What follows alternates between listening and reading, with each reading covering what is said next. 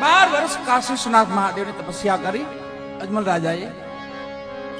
શિવજી મહારાજ પ્રગટ થયા. માગો અજમલ માગો. પ્રભુ આપ તો મારા અંતરની જાણો છો,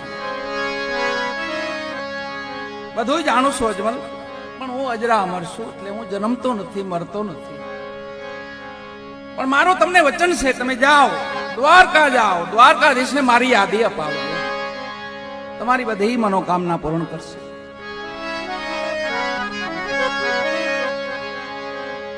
આવ્યા બાપા.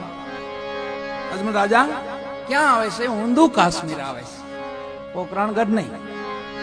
ઊંધું કાશ્મીર. રામદેવજી મહારાજ નો જન્મ છે ઊંધું કાશ્મીરમાં. પોકરાણગઢ થી 125 કિલોમીટર થાય છે. રેગિસ્તાન છે, રણ વિસ્તાર છે, પણ એને કાશ્મીર કહેવાય છે.